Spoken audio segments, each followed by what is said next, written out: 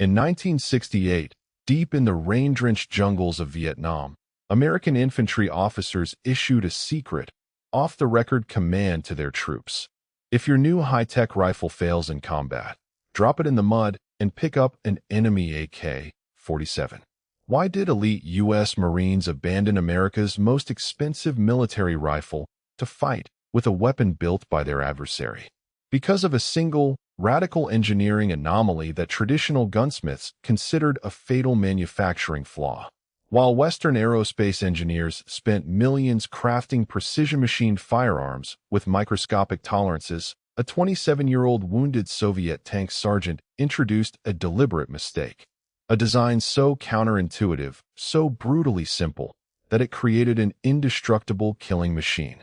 You can submerge it in thick mud, freeze it in solid Arctic ice, bury it in desert sand for a week, or run over it with a heavy tank. Pick it up, pull the trigger, and it will fire every single time without hesitation. This is not just an assault rifle. This is the AK-47, the most lethal individual infantry weapon in human history, responsible for over 75 million deaths, more than nuclear weapons, heavy artillery, and landmines combined.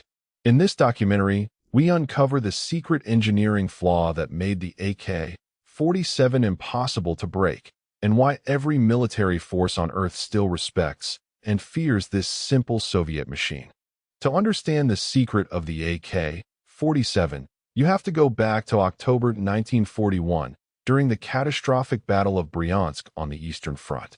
A 22-year-old Soviet tank commander named Mikhail Kalashnikov was trapped inside his burning T-34 tank after a German anti-tank shell tore through its side armor. The explosion threw him from the turret, shrapnel tearing deeply into his left shoulder and chest. As he lay bleeding in a crowded, chaotic field hospital, he listened to wounded Red Army soldiers cursing their standard-issue rifles. Soviet infantry carried heavy, crude bolt-action Mosin-Nagants from the First World War. German troops, meanwhile, were wiping out entire squads using the revolutionary Sturmgewehr 44, the world's first true assault rifle, capable of pouring out terrifying automatic fire. In that hospital bed, burning with fever and barely able to move his shattered arm, Kalashnikov made a solemn vow. He would design a weapon so simple, so reliable, and so powerful that no Soviet soldier would ever be outgunned again. With no formal engineering education, working from his hospital cot with a single functional hand, Kalashnikov began sketching secret mechanical concepts.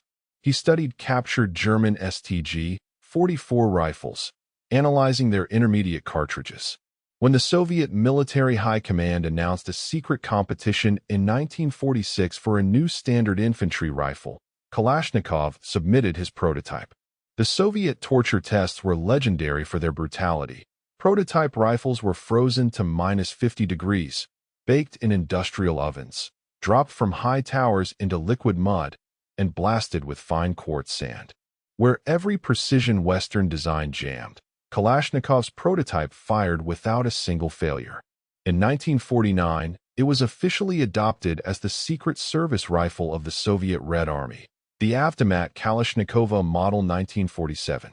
So what is the secret engineering anomaly that makes the AK-47 virtually unkillable? Traditional firearm philosophy demands micro-precision.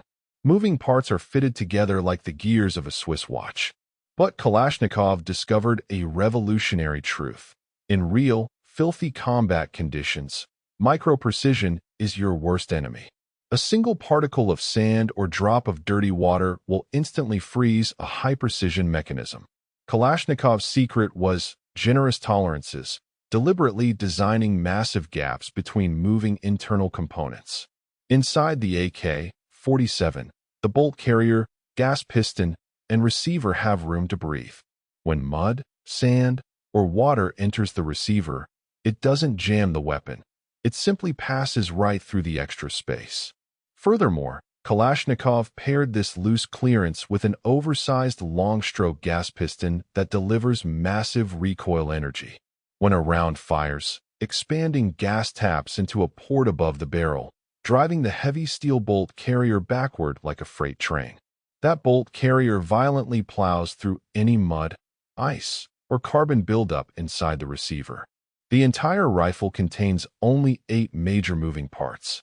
A soldier can completely disassemble it blindfolded in under 30 seconds without any tools. It requires no delicate adjustments, no special synthetic oils, and can be mass-produced by semi-skilled factory workers using basic industrial metal stampings. It is not the most accurate rifle at long range. At 300 meters, a modern Western rifle will easily outgroup it. But in raw, brutal combat conditions, where rifles are dropped in trenches, dragged through rivers, and never cleaned, the AK-47 is overwhelmingly, mercilessly superior to any firearm ever conceived. During the Cold War, the Soviet Union transformed the AK-47 into the ultimate geopolitical tool of global revolution. Moscow exported millions of rifles, industrial tooling, and manufacturing blueprints to satellite states, insurgents, and proxy armies across Asia, Africa, and Latin America. In the humid jungles of Vietnam, the AK-47's flawless reliability humiliated the U.S. military's early M16 rifle, forcing emergency congressional hearings in Washington, D.C. In Afghanistan during the 1980s, CIA-supplied AK-47s armed the Mujahideen fighters who bled the Soviet army for a decade. A supreme twist of historical irony, where the Soviet Union's own secret weapon was turned against its creators. Across Africa and the Middle East, the weapon became so cheap and abundant that in some conflict zones, a working AK-47 could be purchased for less than the price of a live chicken.